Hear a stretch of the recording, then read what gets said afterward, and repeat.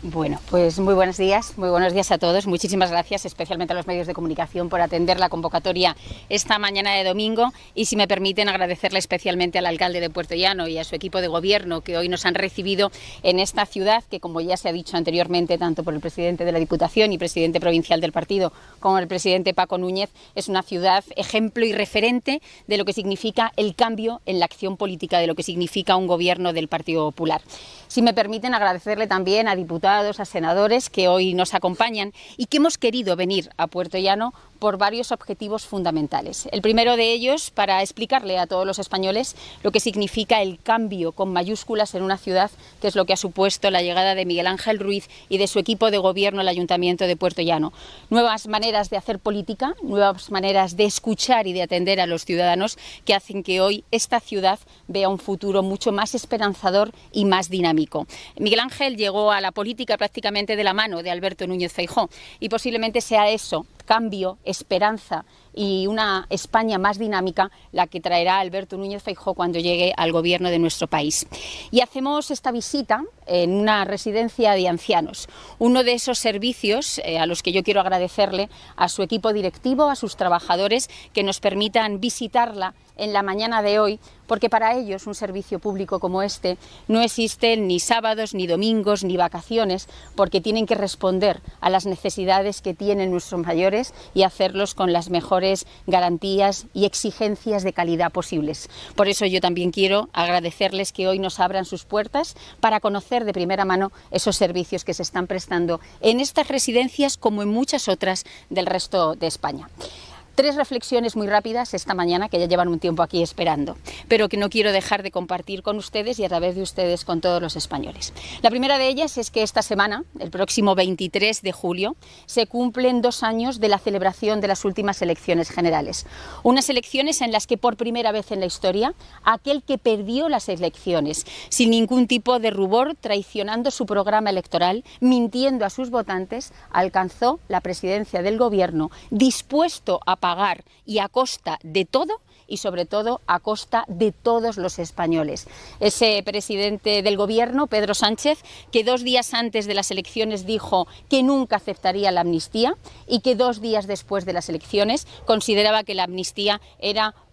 que había que hacer de la necesidad virtud. Recordarán esas palabras, de hacer de la necesidad virtud, porque la virtud para él era llegar a la presidencia del gobierno. En el paso de estos 2 años, nuestro balance está muy claro. Tenemos el gobierno más corrupto de la historia de la democracia. Fíjense que si amplio es el Consejo de Ministros, puesto que Pedro Sánchez tiene más ministros que ningún otro presidente del gobierno haya tenido antes en nuestro país, aún mayor es el número de imputados del gobierno y del Partido Socialista en tan solo 2 años desde que Sánchez llegó en el año 2023 al Palacio de la Moncloa. Por lo tanto, nuestro balance, el balance que tiene el Partido Popular, y creo que es compartido por la mayoría de los españoles, es que tenemos el gobierno más corrupto y que la corrupción ha tenido múltiples variables, todas las variables posibles: corrupción desde el gobierno, corrupción desde el Partido Socialista y corrupción desde el entorno familiar de Pedro Sánchez. En segunda reflexión es que ha sido un gobierno centrado en la corrupción, porque le acosa la corrupción,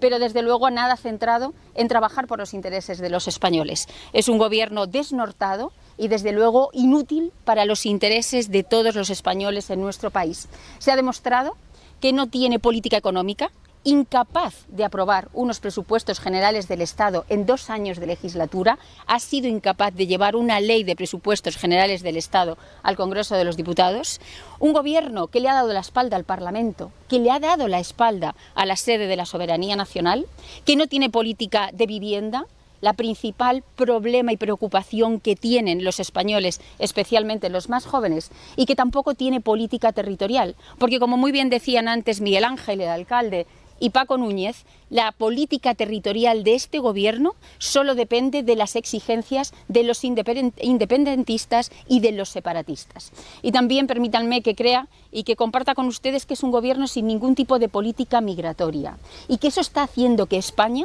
tenga ahora mismo y vivamos la mayor crisis migratoria de la historia de nuestra democracia. Cuando no se aplican reformas, cuando no se legisla, cuando no se llevan leyes al Congreso de los Diputados, las consecuencias es tener un gobierno inútil y absolutamente desnortado que produce crisis como la migratoria que estamos viviendo en estos días. Decirles que además esta semana ha sido tremendamente grave, porque se ha puesto de manifiesto que Pedro Sánchez es un peligro para los españoles. Cuanto más cerca tiene la corrupción, cuanto más acosado se ve por la justicia, sus socios independentistas lo ven más débil y están dispuestos a subir el precio de sus exigencias. Esta semana se ha puesto en riesgo, y todavía está en riesgo, la solidaridad entre españoles. El lunes Pedro Sánchez se reunió con el Lehendakari vasco y el Lehendakari vasco ha pedido que se rompa la caja de la seguridad social, la mayor garantía de igualdad en el acceso a las pensiones que tienen los españoles. Si hay algo que no puede ser el precio para que Sánchez esté en la Moncloa, son las pensiones de los españoles. Y desde luego el Partido Popular va a defender siempre que esa caja única de la seguridad social, garantía de igualdad de los españoles en el acceso a las pensiones, no se rompa nunca. Las pensiones de los mayores no se tocan, y mucho menos para que sean el precio para que Sánchez siga un día más en el Palacio de la Moncloa. Y también esta semana se ha puesto de manifiesto ese cupo separatista y cómo Sánchez y su gobierno están dispuestos a pagarlo para seguir un día más protegiéndose de la corrupción en el Palacio de la Moncloa. La financiación autonómica no es solo un acuerdo entre el Gobierno de España y de las comunidades autónomas. La financiación autonómica es de la sostenibilidad económica, de los impuestos, del presupuesto, del que dependen nuestros derechos sociales. De nada sirve hacer grandes discursos en materia de derechos sociales cuando a la hora de la verdad no se ponen los recursos económicos suficientes para poder pagarlos. Si las residencias de ancianos están abiertas en nuestro país, si los centros de día están abiertos, si tenemos guarderías infantiles y ya estamos apostando por la educación gratuita de 0 a 3 años, es porque los impuestos de los españoles sirven para hacer ese reequilibrio de oportunidades y de distribución de la riqueza en todo nuestro país. Sánchez no puede romper con esa financiación que nos permite a los españoles vivir en condiciones de igualdad. Esto no va de limosna de ricos a pobres, esto va de un país que tiene que tener todos los españoles las mismas condiciones de igualdad para acceder a los mismos servicios públicos, porque así se reconoce en nuestra Constitución y en nuestro Estado de Derecho. No se puede poner precio a la igualdad de los españoles para que Sánchez esté en la Moncloa, ni con nuestro sistema de pensiones, ni con nuestra agencia tributaria. Decirles también que la consecuencia de ese peligro que es Sánchez para los españoles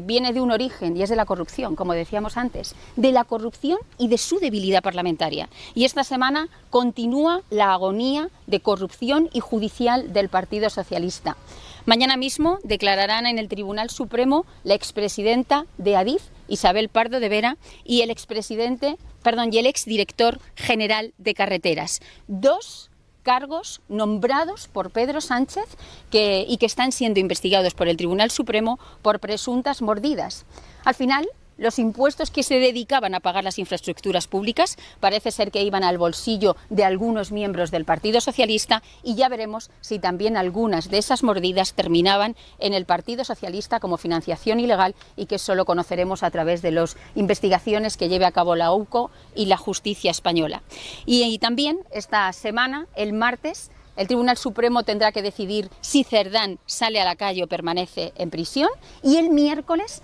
el socio de Cerdán, el socio de Servinavar, esa empresa navarra que estaba especializada en pagar las primarias de Pedro Sánchez para acceder a la Secretaría General del Partido Socialista, pasará por la Comisión de Investigación del Senado.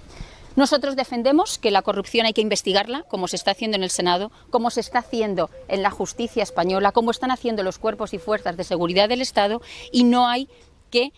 taparla ni atajarla. Por lo tanto, esta semana seguirá esa agonía judicial y de corrupción del Partido Socialista, que parece que va a hacer que sea un verano en el Tribunal Supremo por parte del PSOE y de algunos de sus socios en ese tema de las mordidas. Y termino con un mensaje de tranquilidad y de esperanza.